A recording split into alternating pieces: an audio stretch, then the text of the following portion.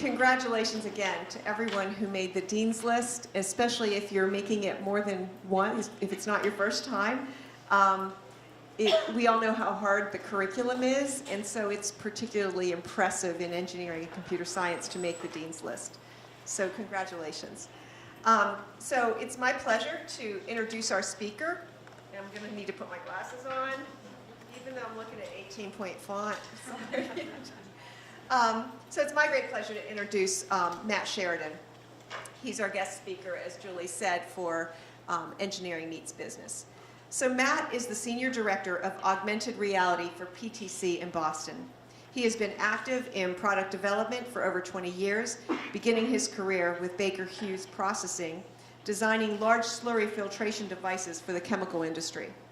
Matt began his PTC career assisting customers like NASA and Lockheed Martin to implement computer-aided design and product lifecycle management software to streamline their design process. He has managed teams responsible for connecting technology to business value for many years, and these experiences inspired him to write the book A+ Demonstrations, Excellence in Sales Engineering, a guide for selling software. Did you bring copies to autograph? Yeah. Matt earned his bachelor's in aerospace engineering from SU, and he also has a master's in mechanical engineering from the University of Rhode Island. Please join me in welcoming Matt Sheridan.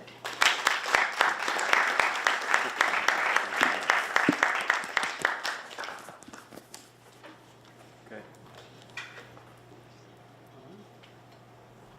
Can you hear me? Excellent. Thank you very much. I appreciate it. Thank you for the very nice introduction. I'm glad to be here with you this evening. As mentioned, I'm a Syracuse grad like yourself, or soon-to-be grad, like many of you here in the audience. And it's a pleasure for me to come back to Syracuse and be able to talk to you about some of the things that I've learned in my career. So let me just start with a question, which is, I think everyone here recognizes this device. Put your hands up if you recognize this. All right, fair enough. Yet, how many of you think this is all over businesses in America today? Not many PlayStations out there in business, but how many of you recognize these devices here? Pretty similar. The PlayStation is silicon chips, it's motherboards, it has graphics cards. These devices here, silicon chips, motherboards, graphics cards. Yet if I go into a business today, I can find these devices everywhere, especially within the engineering environment, in order to do calculations, run computer-aided design software, and other important business functions. So what's the difference? Why is business investing in these devices and not the PlayStation device? Simply it comes down to what's the value the business is going to get out of a particular device. And what I'm going to do this evening is talk a little bit about value, business value, talk about some of the companies that I've visited and what they consider to be business value, and hopefully give you some ideas as you think about what you're working on in school, some of your programs, graduate studies, and when you get out in your career.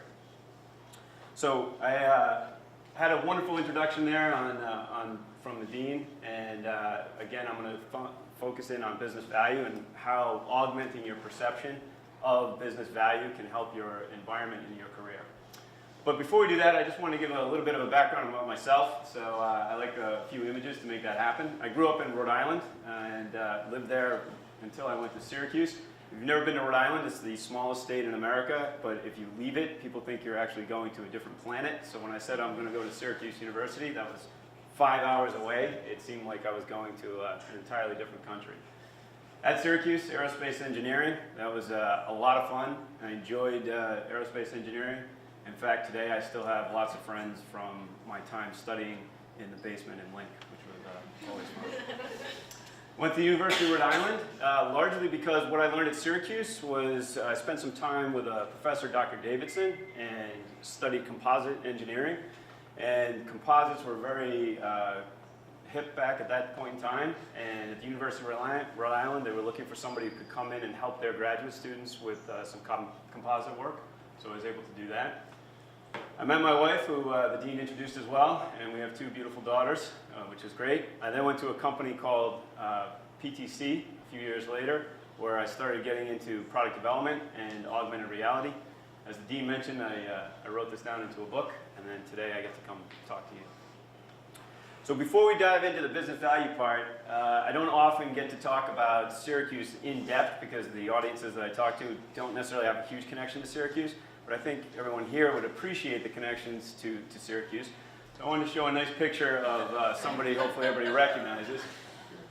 So for my 40th birthday, my wife gave me a present, which was I got to go to fantasy camp, Jim Boeheim Fantasy Camp. So if you're not familiar with this, Jim does a charity event where he raises money by asking people to come in, like me, who think they, at one point were really good at basketball. They all get together, they form up teams, the assistant coaches actually are the coaches for the teams, and then it gets really intense because the assistant coaches bet against each other on which team is going to win. And so it becomes very competitive. Now, as you can imagine, I was really excited by this. I played basketball for a while, I trained, I got all prepped. Get to the Carrier Dome, you get there, they give you these wonderful uniforms. I get out on the floor of the Carrier Dome, I'm like, oh my goodness, I'm standing on the Carrier Dome floor. This is amazing. They throw the ball up, I run down the court, 7 steps down the court, and some guy elbows me in the face, splits my lip open, and immediately they go, you got to get off. So all that prep, and I played for like 5 seconds, and now I'm off the court. Now, what was interesting about that, though, is they said, hey, Matt, we're going to take you down to Krause. We're going to get you fixed up so you can get back right away. We don't want you to miss any of this. So down we go with one of the assistant coaches. We get to the hospital, and they said, we're going to get you through really quick. So I get up to the desk and try and put my name in, and they're having a problem.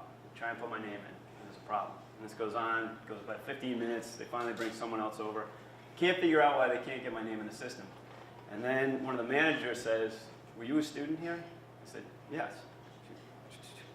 Oh, you're already in the system. So not only is Krause very good at healthcare, because if you look at my lip, you can't even notice, but they're excellent at record keeping, because that was 20-something years later, and I was still in the system. So I thought that was pretty interesting. In my time doing product development with all these companies, I mentioned that I wrote some of this down into a nice book to help others who have similar careers. But I get to meet a lot of interesting people as well. This is a picture from me at Oracle World, which is a conference that happens out in San Francisco. There's usually about 6,000 people in the audience. There's about 20,000 people watching. And I get the privilege of being on stage with my CEO and the CEO of Intel. And that was a great time. I get to meet his name is Craig Barrett. He's retired now, but that was very interesting. But what all of this information and these travels and meeting all these companies taught me is that, again, when we get back to the value part here, there's a lot of similarities in what companies look for with business value. And so let me tell you a little bit more about what that similarity looks like. So first, we have to establish what makes something valuable to a company or a business. These are some of the top line areas that companies look at, and just real quick, we'll run through them. So number one is revenue. Obviously, companies are there to make money. That's the point of opening and running a business. Anyone want to guess number one revenue company in the world last year according to Forbes magazine? No guesses. It's Walmart. Walmart. $500 billion, Walmart. Now, revenue is interesting, but when you're making money, Wall Street and others are also interested in profitability. Like, how much are you actually returning to the business? So if I make $1 of revenue, that's great, but if it costs me 95 cents to make that $1 of revenue, then I'm not very profitable. If I can make $1 of revenue and it only costs me 20 cents to do that, then obviously that's much more valuable. So while Walmart was the number one in revenue, it was not number one according to Forbes in profitability. Any guesses on who that was? Amazon? Nope. Good guess, though. This is last year, so maybe this year they might be number one, but last year was Apple, $48 billion profitability. So Apple, though, wasn't on the top 10 in revenue, but it's certainly on the top 10 in profitability. And then there's some other things, like Apple also has brand equity, and that's why its stock is so high. But these two are key no matter who you talk to. Then the third is risk. So risk could be risk of competition. I might be a really good company with a lot of revenue, but then somebody could come in and take over a market and drag my revenue down. Or risk could be I have a manufacturing environment and I do a really poor job of making it safe, and therefore I have to compensate workers who maybe were injured. Well, that drags down profitability. So profitability, risk, revenue go together. today, if you're a software company, for example, when you think about what goes into affecting profitability, it's things like real estate and health insurance and 401k plans. All of that goes into the cost of making something. So as your engineering students, you'll be making something in the future or working for companies that actually produce some products. There's a lot more that goes into the cost of making that product than just, let's say, the materials that go into it. So all of that affects in the top line revenue. And then the bottom line, or the bottom icon here, is community. So most companies today are trying to give back to the community, give back to their environment or their alma mater or whoever it might be. This is very important. Even though there's not maybe a quantifiable value to business value here, there's certainly a business value just in terms of overall sense of purpose and feeling. So these things look like common areas that businesses are charting when it comes to value. If we go down one level though, and what's important for us today is to think about engineering value, well then you get into a layer down from that. And one of the things that goes into engineering value is how much does it take to actually build a product? Get a product from, let's say, concept all the way through to manufacturing. And in this particular process, there's cost, there's people, there's resources, and other avenues. So this is a typical life cycle of what it takes to build a product. And some of the companies that were listed there in my bio, I've seen products built by places like NASA, Toyota, John Deere, other companies that build smaller devices. And all of them follow some sort of process that engineering has to adhere to in order to deliver the product and deliver value to the business. So a typical process goes from concept, what is this thing going to look like, then into some sort of development stage where engineers are working on iterating, refining, improving the design. Then at some point it goes to a review where the board is going to look at it and make some go, no-go decisions. Should this be something that we actually invest in? Then it would get to released, which takes it from engineering out to manufacturing. So engineering, what you guys are studying today, has a huge component in the first couple, concept, going through the iteration process, reviewing it. But once it gets to a release state, then it gets into a manufacturing environment, and now you actually have to produce the product. And this means getting materials, getting machines to actually bend metal or cut metal or build plastic or blow mold plastic. And then at some point, the product ends up in retired. So sooner or later, years down the road, all products will be retired. So when you think about engineering value now, let's go back to profitability. If I'm an engineer and I'm building a product, I have to be able to go through these stages. I have to think about this at the top level for my business. So if I'm designing the product, I might be able to design the world's greatest product. It never breaks. But it would cost $1 million for every little widget, and no one will ever buy a widget at $1 million. So somewhere in my design, I have to think about how am I going to sell this, what's the price point that I'm going to deliver this at, and make sure I'm designing to it.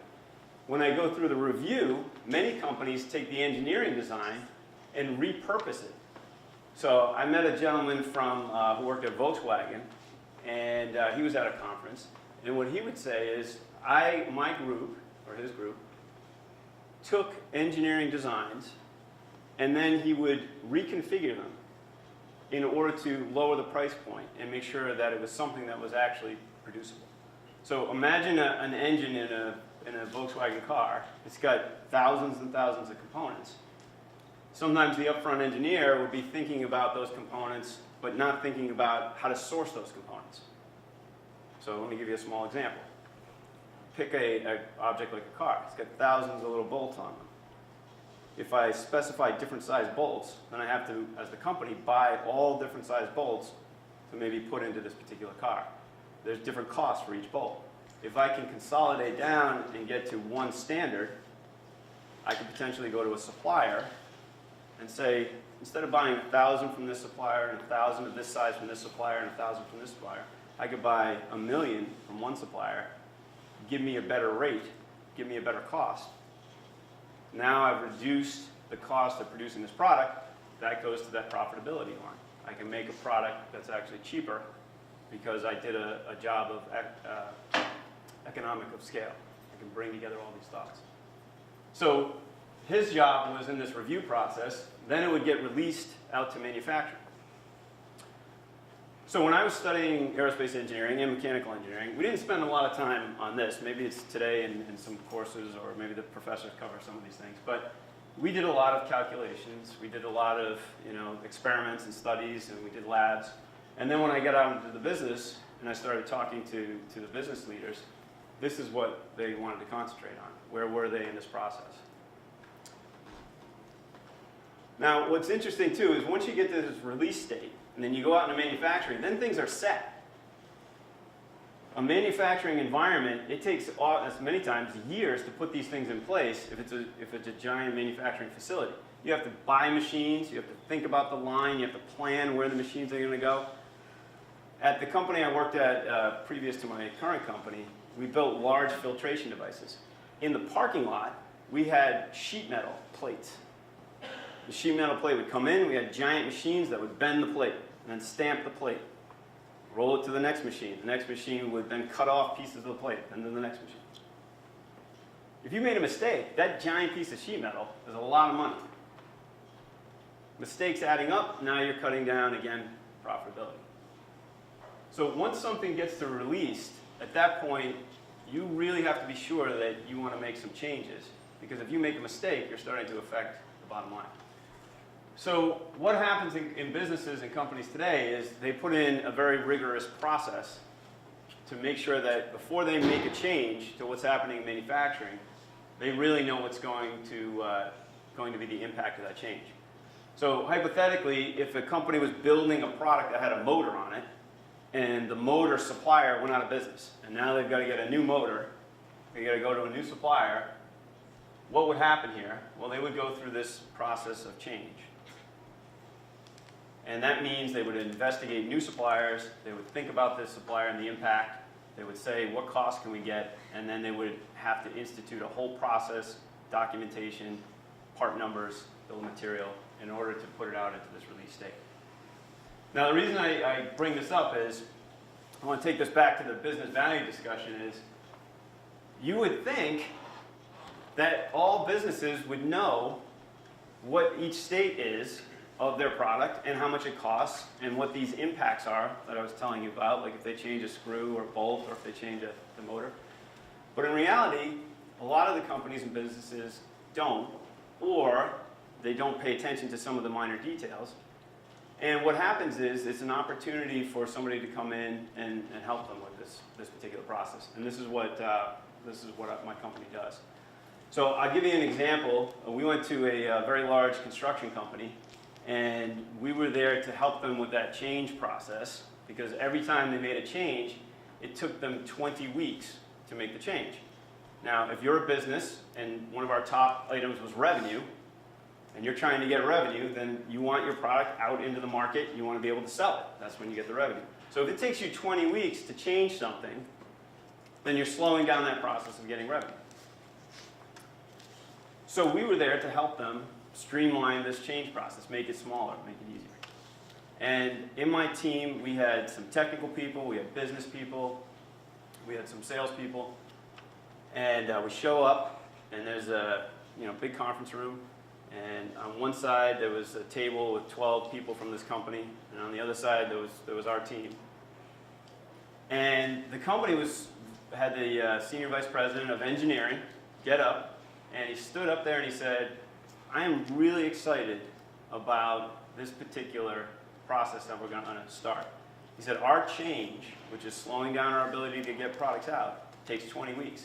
And we want to cut it in half. And this is super important. And he even slammed his hand down. He's like, we're going to cut it in half. And you would think that he would automatically know, what does that mean? What's that value to the business? So after he finished talking about this, the person from my team who was responsible for understanding the business stood up at the podium, and he just stood there and he looked over at the senior vice president and he said, why half? And for 30 seconds no one had said anything, and the senior vice president, I don't think he knew it was a real question. He was looking up at him, kind of nodding, and then my guy again said, why half? And then he realized it was a real question. And he said, oh, well, we have to cut it in half. It's too long. 20 weeks is too long. We need to cut it to 10 weeks.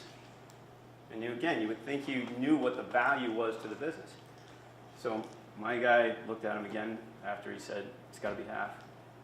And he said, so if you and I went to the CEO and said, we cut this process in half, would he be happy?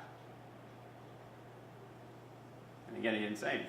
And now the senior vice president is sitting there. He's like, oh, yeah, he'd definitely be happy. Sure, he'd be happy. And then my guy again looks and says, what if we can only cut it 30%? Would he still be happy? And at this point, it started getting a little awkward because now here we are, we're invited to help them out, and we're putting this guy on the spot. And I'm shifting in my chair a little bit, and he's like, what if we can only cut it 25%? And this person who was on my team in charge of business, he was no nonsense. And he really cut to the point of understanding what the value was. As we went on with the conversation, he said, what if it costs us $3 million to cut it in half? Is that worth your time? And the point of that story is, when you start thinking about the value to the business, you have to understand what are we actually trying to achieve and what does it mean. So in the end, we could only cut that change process down 28% as opposed to the half that he wanted. But when they did a study of what it meant in terms of the impact of the revenue, it was well worth the cost to have us do it. And the 28 weeks actually contributed to improving the revenue at the other end. So what does that mean for an engineering student like yourself? Well, this is where you can start to think about as you work on your engineering calculations and you work on designing new products out there. As I mentioned, you want to think about what does this mean to the business? What am I actually producing and how am I going to impact either the revenue or the profit of the business? Now, those are pretty high levels. But if you start to think about what this might mean today, even as a student, I learned that you have some events like the Blackstone Lab, what is it, Blackstone? Launchpad, thank you very much. Blackstone Launchpad, where you have to go and present your ideas and what those ideas, why they're valuable and what they mean. So you're going to do the engineering part of it, no doubt. You're going to make some inventions. If you participate in that event, you're going to come up with some great ideas. But what is the value to a business or society or something else? Like say, for example, I was reading something that said, somebody doing a study of solar radiation on zinc oxide degradation. And you'd say, well, why is that interesting? And I didn't really understand why it was interesting either, but if you can put zinc oxide into satellites instead of some higher priced metals, you could potentially reduce the cost of satellites and maybe open up commercialization of satellites or more business here in the US around building satellites. So if I just titled my paper Degradation of Zinc Oxide, I'd say, that's not very interesting. But if I put it in the context of what it would mean in value to the country or to a business, then all of a sudden it starts becoming much, much more interesting. So let me tell you a little bit about my business and some of the value that we're bringing to our customers. So first of all, I work for a company called PTC. Today we are a $1.25 billion software company, and we have over 6,000 people, and we have a great new office here in Boston, Massachusetts. In fact, I just talked to, at the end I'll have a link, but we have an intern program there, so if you're interested, you can certainly apply through our link. And what we're working on is augmented reality. And let me tell you why augmented reality is so interesting to businesses today. And first, let me set up what is augmented reality. Augmented reality is taking digital information and overlaying it onto the physical world. And that's really important. And this picture kind of illustrates it. This is from a Harvard Business Review article that was out last November. And what you're seeing on the left is a picture of a car. That is the physical world. You have a physical driver. The driver is driving down the road. That's the physical road. And then on the right, here on the still left-hand picture, you have the GPS. GPS is digital information. And what happens today is that digital information has to be interpreted by the operator, processed, and then applied to the physical world. And how many people have driven down a road and missed the road because you said, oh, it's the next one on the GPS, but in reality, it was the one that you just drove past. Why did that happen? Because you're interpreting, then you're processing, and then you're applying. Now, if you're a business, if I have thousands of workers, or I'm building something, or I have to service an object, then if somebody makes a mistake, that's either costing me some revenue, or it's driving down my profit, because I have to go replace something, or fix something again. So if we can take augmented reality and apply the digital onto the physical, and this picture shows here, we're eliminating some of that process time. We're eliminating that interpretation. We're reducing errors. And those are all important things for the business. And if you go in and, we all have it today, but if you go into a real manufacturing company like Toyota or something like that, which I'm going to go visit in a couple weeks, they have giant 3-ring binders for everybody to go through. And the other thing that's out there today is there's actually a shortage of workers. So people are having a hard time getting workers to come into these manufacturing environments, service environments. They're trying to find ways to bring in new workers and train them faster. So if I can bring digital and physical together, show someone on the device what they have to do, I can reduce the training time. So there's a lot of important ideas. So let's take an example of this, and this is one from a customer of ours, and I'm going to hit play, and I think it has some sound. PTC's mixed reality solution is allowing us to drag and drop our 3D models that we already have to create battery work constructions to deliver to our production floor in hours and at 1/10 of the cost. We develop a step-by-step guide that lets the assembler completely assemble the battery. You're not looking at this in 2 dimensions anymore on a screen that's far away from you. It's right in front of you. The HoloLens has really become beneficial in allowing us to train new people on this product 30 to 40% more efficiently. Using the HoloLens, I was able to cut my assembly time in half. We can understand and we can learn so much faster, efficiently, feel a part of this process. So in this picture here, you can see this is an example of what an augmented reality instruction can look like. This person here is wearing something called a HoloLens. I don't know if everybody's heard of a HoloLens, but Microsoft has created a device that you can put on and wear that will put holographic images out in front of you. And so what we're seeing on the right is what this assembler person is seeing there.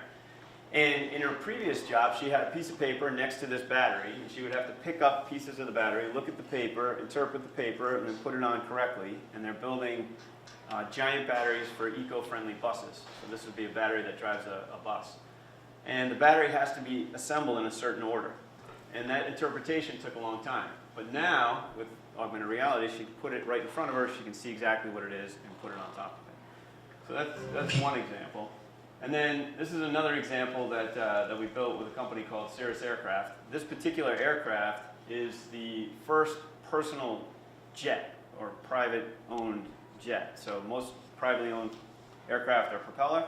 As you can see, this thing here is actually a jet aircraft. So very, very interesting. But with that comes now new information that pilots need to know. There's new safety procedures, new checks that they need to go through in pre-flight. There's new information that the company needed to design and understand before they release this product out into the market.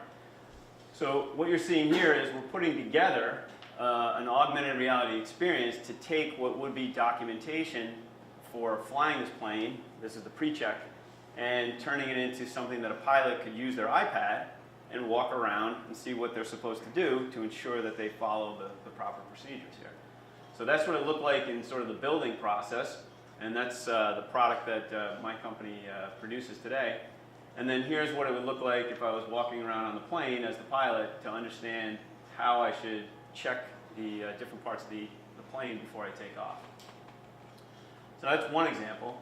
Another example is that they also now need to train new service technicians on how this plane actually can be serviced. This is a challenge. Most of the private planes today are using prop engines, as we talked about. They might not have technicians who are familiar with the complexities of a jet engine. So if we can take an augmented reality procedure rather than a manual and bring this to the plane, so as a technician, I can start to interact with this model and the plane itself, understand the components, put in procedures and step-by-step instructions that would take me through how to fix this particular engine or service the engine or do maintenance on the engine. This is going to make this a much easier process. And the reason this is valuable, again, to the company is if they're going to sell these planes to people, they have to provide the maintenance to the planes to keep them up and running. People are not going to buy the planes without the maintenance. So they need to provide service instructions in order to drive more plane sales, in order to drive more revenue. And then this is just a fun engineering example that I thought you might enjoy, but this is doing some fluid analysis. So if you're aerospace, you might recognize some programs that do this. This is also one of our programs. But usually you can just only interpret what this looks like on the computer screen, the 2D screen. But now, with augmented reality, we can present a new way of doing some sort of design review. And maybe it's not the entire finished plane, but we can do some sort of mock-up of the plane or some sort of wireframe of the plane. And then we can bring that out and put the actual flow lines, the CFD lines, right there over the actual physical object. So again, that digital physical connection reduces interpretation, gives you a better perspective on what you're doing. You don't have to understand, process, and then apply. The processing and the applying is already happening. So from a business standpoint, it was the operator can do a better job, get trained faster, more likely to buy the plane. From a service standpoint, I can actually service this plane a lot easier. And then from a design standpoint, maybe as the engineer who's building it, I can understand and do a review even faster. So that's pretty interesting. But where it starts to even get a little more interesting is if we think about the future, one of the things that we can do with augmented reality is we can actually interact with products. And so this becomes interesting because today the way that we design products and the way that you'll design products, although maybe you'll do it this way when you get into the business, is you have to design some sort of interface if you want the product to be used. So if you're working with your refrigerator or your stove or your microwave or something like that, you have to have push buttons. You have to design the buttons into the design of the product. You have to test the buttons. You have to buy the buttons and the material. What if I could eliminate that interface and use augmented reality to be my point of interaction? And in this case here, you can see this would be just a concept, but instead of having buttons and dials on my coffee maker, I would just see a panel that tells me the status, coffee is brewing, coffee is done, or I can interact with it. And by interact, I mean you can literally, as you're looking at this coffee maker, reach out to virtual buttons and select upon them. And this makes it not only easier for the company building the product, they can make a product and increase profitability because they don't have to buy all the wiring things with it. But now, as a user, you might have one interface to the coffee maker, and you might have a different one because you like certain settings. So you could put your buttons, and you might have your own buttons. So you're getting personal interaction with products. Now, this isn't happening tomorrow, but one of the things that is still being worked on are devices that you wear in order to see this information. HoloLens is one of them. There are other devices that are out there as well. But I think everybody would agree that if you go back, this was only launched 11 years ago. And yet everybody in this room, I bet, can pick up their phone and hold it up, and it's some variation of a smartphone like this. So in the last 11 years, pretty much everybody here, definitely, but almost everybody on a global scale has some smartphone device. So once a company comes up with some glasses that look like regular glasses that have some information being displayed there, those will catch on. Especially in manufacturing, because people want hands-free devices, or hands-free so they can start to do assembly procedure as well. So what does this mean for you? Well, try to think about it from an engineering standpoint. If you're a civil engineer, imagine you're on a bridge and you're walking down the bridge and you're looking up at the trusses and you're seeing the stress and strains of the trusses as you keep looking at them. If you're an aerospace engineer, I could be looking at, again, some of those CFD lines or doing some concepts that maybe I haven't done in the past. I might build planes where there's no buttons or knobs. Maybe I just have interfaces that I can see through the glasses and through voice control. If you're a mechanical engineer, again, that coffee pot, designing it with a different thought process in mind, you might concentrate on form, fit, and function of your design as you build something. So instead of worrying about the interface, because that can be done in software. And if you're in computer science, well, then you have a whole area of more software and products. I mean, products have so much software in it today, we're only talking about putting possibly more software in there, making computer science relevant. So we really think this will have an impact, and you will all be working on this in the near future. If you go beyond that, it gets even more interesting. So I go to conferences where we talk about these type of things, augmented reality, and one of the other areas that people are really interested in is artificial intelligence. I'm not an expert in that area, but when you start combining these two, what if I could bring information to you in a virtual way that was based on some predictive understanding of what your action was going to be? Well, now I can start to design products that might help the user and the person operating it in a much more efficient way. Some of these conferences talk about other type of augmentation. So there's a company out there that has produced some gloves that you put on, and you can do this, and it gives you the sensation of feeling. And they have the difference between cotton and silk, according to this, to these guys, down between this virtual feeling. I visited the MIT labs the other day, and they're working on digital smell. So smell is just brain electrical waves. What if I could produce some sort of digital smell? Now you're starting to talk about all the senses coming together in some way that would be very, very interesting. Kind of put us in the matrix a little bit. So when we're talking about augmented reality in the next 10 years, we really think that's even the beginning of what would be an even greater and more powerful way to interact with products and people. So again, I come back, what sort of business value would that bring? Well, that's now up to you guys. As you go off and start working with companies, you start teaching different additional students, how can you tie back what they're doing to something related to that profit, revenue, or reducing risk? Improving safety, for example, is a great one. And this would make it even more interesting. Some of you might go on and get an MBA to go with your engineering degree. At that point, you can start to really do some even advanced calculations and business cases around how the product would interact in the market. But for others, if you're continue with engineering, you now have hopefully a new understanding of how you can think about what your product would mean to your business, to society, and to the world, and you can frame it in that manner.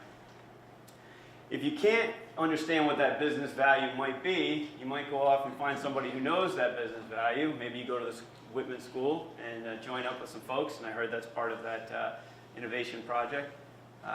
Hopefully everybody recognizes the two folks here. One really good on technology, one really good on business. Kind of came together, formed a nice little company. So if you don't recognize, that's Steve Jobs and Wozniak. So, just a younger picture. But my point is, maybe you've got the idea, you've come up with the innovative idea, and you're not articulating the value as much as you like. Go find somebody here on campus who's fantastic. I'm sure they'd appreciate your idea, and you can form a great partnership together.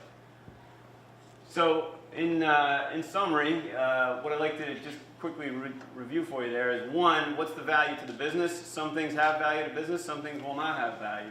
How can you go about understanding that value? You can put it in the context of the items we went over: revenue, profit, risk.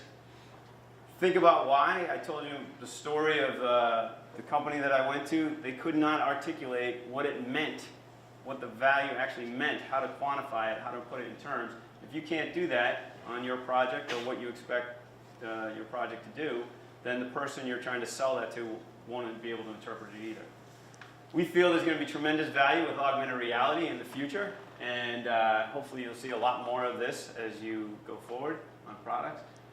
I hope you think about your potential to deliver value to companies. You guys here are the next generation for designing and building products, and I sincerely look forward to what you come up with.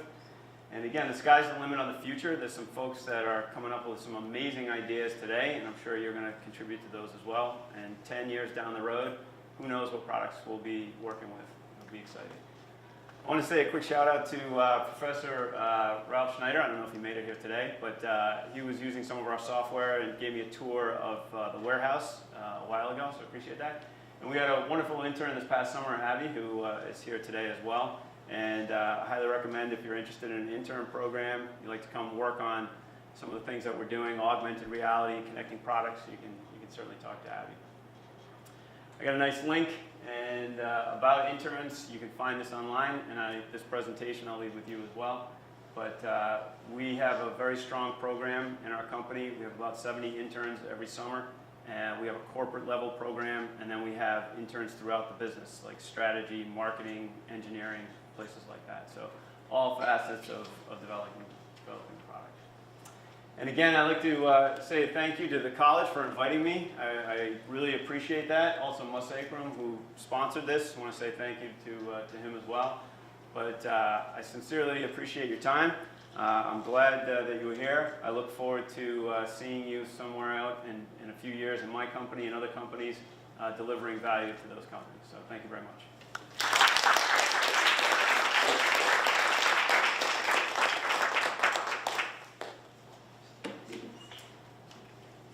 So, Matt, would you be willing to take a few Sure, questions? absolutely. So we do have time for questions if any of the students in the audience, anyone in the audience, but students in particular, have questions that you'd like to ask. About the augmented reality, do you think eventually it would be like you buy one HoloLens, then you can Bluetooth it to your coffee pot and your TV and everything, or do you need different lenses for each product? Yeah, it's a good question. So the question was, for the video, restate, do we think that eventually you'd have one product, like one device that you'd have to wear, or you'd have to have multiple devices depending upon what the product is or what you're trying to do? And it's an interesting question. I think it will end up being similar to what we see today with like Apple, Samsung, and then maybe Google Pixel. But Apple, Samsung are obviously the dominant forces in mobile devices. There's a race right now. There's a lot of device manufacturers who are trying to be that, either the next Apple or the Samsung, for these wearable devices. So at the moment, there's a huge amount of these companies that are out there working on that, but probably 10 years from now, they'll consolidate down. That usually is what happens. You get some consolidation in the market, and then it will come down to one or two choices. And it's kind of like what we have today. So I don't anticipate people owning multiple devices. I would think you would own a single device, like you own a single device today, and you would interact with that using that particular device.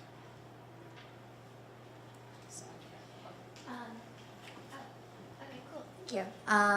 What are some of the applications you see for augmented reality, specifically within biotechnology and biomedical engineering?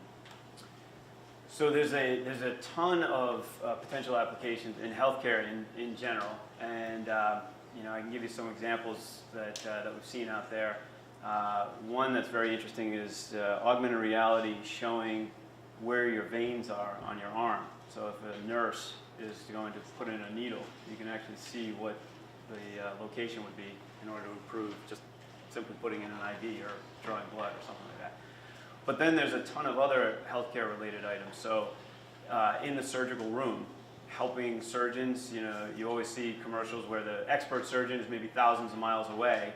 Well, if we could put them in touch, and with augmented reality, you can draw on objects or patients or people, could we actually help improve diagnosis or surgery, something at that level? That's still a little bit, I think, out there.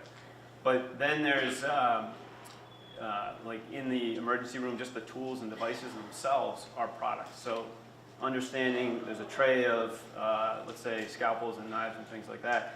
We've heard from companies, they just want to be able to identify those properly. So if I looked at them, I know exactly which one it is, so I hand the surgeon the correct device. If you go into the patient room in the hospital, the bed itself, like today you walk in and you get a chart. Wouldn't it be great if I just walk in and I can see all the vitals of the patient and I understand exactly what's happening there? So that's healthcare in general, and then there's a whole ton of sub-use cases that go in there as well.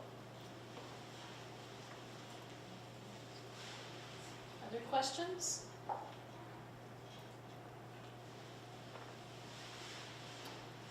Okay. Well, thank you very much. Really appreciate it. Thank you very much, and good luck. Study hard.